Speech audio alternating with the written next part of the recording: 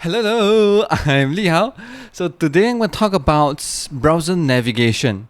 When we talk about navigation, we usually refers to viewing from one URL to another URL, going from one page to another page. And if you use the internet long enough, you probably would know that this usually happens when you click on a link on your web page. So what else to talk about navigation? Well, we're going to break the navigation down into details and look at what happened when you try to navigate from one page to another. The one main thing to note about navigation is the URL, which stands for Universal Resource Locator. To web pages, the resource refers to the HTML content.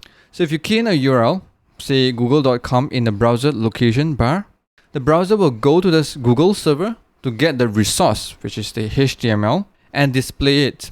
If you try to change the URL in the address bar, say to facebook.com, then the browser will go out to the facebook.com server with the URL and load the HTML and display it. So you have learned one of many methods to navigate from one URL, google.com, to another URL, facebook.com. So what are the other methods to navigate to a different URL? Another method is through anchor links. When you have an anchor tag in your HTML, the browser will display it as a clickable link. And when you click on it, the browser will change the URL and then will try to load the HTML from the URL. Another method to change the URL, besides using an anchor tag to create the link, is to use JavaScript API programmatically to change the location. The browser will change the URL and then loads the resources with the new URL. All three methods that we have seen so far will modify the URL, and the browser will then load the resource by sending a request to the server and renders the HTML response and display on the screen. Is there other means to change the URL of your browser page? Well, introduced as part of the HTML5 History API is another way to change the URL of your web page. Although the API is primarily for managing browser session history, with History API, you can move forward or backwards through the user browser session history. If you click and hold the back button, I think this UX works in most browsers, you'll see your browser session history. If you try to run history back, you'll go back to the facebook.com, right? And if you try to run history.back again, you will go back to google.com. Right? History forward means to go forwards to where we were before we went back. If you notice, when you change your URL through history, the browser will try to make a request with the URL to load the page. History API has also two more APIs to modify browser history stack: the push state and history replace state, which allows you to add or replace a new entry into the browser history stack. So if you do history push.state over here, you'll see a new entry pushed to the history stack. And you can keep pushing new entries. The entry in the history stack can be back with history.back, or clicking on the back button, or use any touch gestures to go back, like swiping from the left to right. So what are the new entries in the history stacks for? Well, first of all, you can access the current states of the history stack via the history.state. And to get notified when the user tries to go back, you can use the pop state event. So meaning after pushing states, when the user decides to go back or forward on the history stack, the callback will be called and you can read the current state and try to update your application to it. This is very helpful. For example, when you have multiple step forms, you can leverage on the browser's native behavior on back and forward your step of your form as you navigate through the form process. But sometimes the user may not notice that he or she has navigated through different history states. Right? So the push state API has the third optional parameter, which is the URL. So not just pushing a new entry to the history browser stack, you can also replace the URL of the current page. This time around, the browser only replaces the URL but do not make requests with the URL to load the page.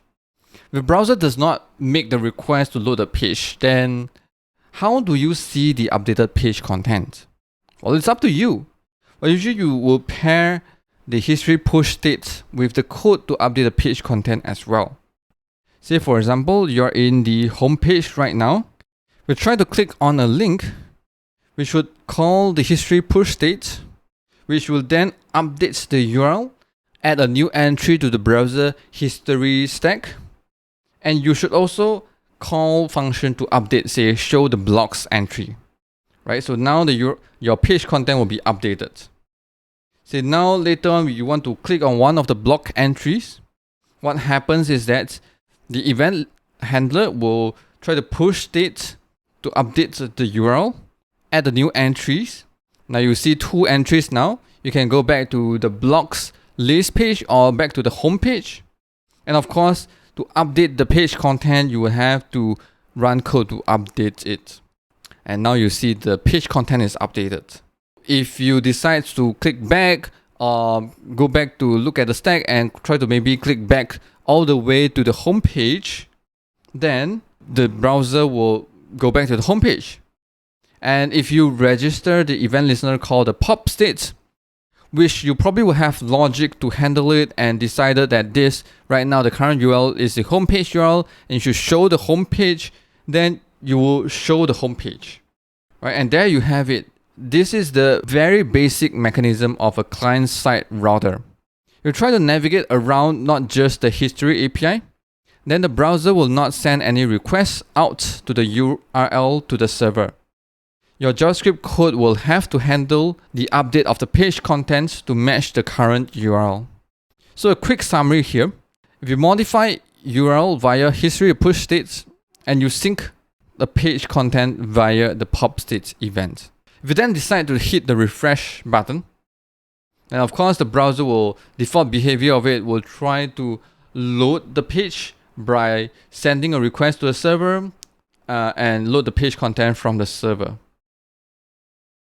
So history API is the 4th way of changing URL to navigate around. And you can try to organize this into 2 groups where you have 3 methods to change the URL, where the browser will load the URL, sending a request to the server, and you have method that browser will not load the URL. There's one more thing. While I was researching for the content of this video, I encountered some terms such as client-side routing and server-side routing. And I think right now from what we've learned, we can try to define them based on what we have learned today. Right? So client-side routing refers to routing mechanism that uses the history API to change the URL, modify page content based on the URL, and doing all this within the client side, the browser, without having the browser to send a request to load the page content from the server. And server-side routing is to rely on other means, changing URL through anchor tags and maybe location URL and stuff like that, where you will have the browser to load the page content through a request to the server. And the server will return the page content based on the requested URL. And that's it for this video. If you like this video, give me a huge thumbs up. If you think this is very helpful for yourself, do me a favor, share this with your friends and your colleagues and ask them to help like this video as well. So if you have any questions, feel free to comment in the section below. We also have a Discord link in the description where you can join us to discuss on any questions that you have. And that's it, and see you in the next video. Bye bye.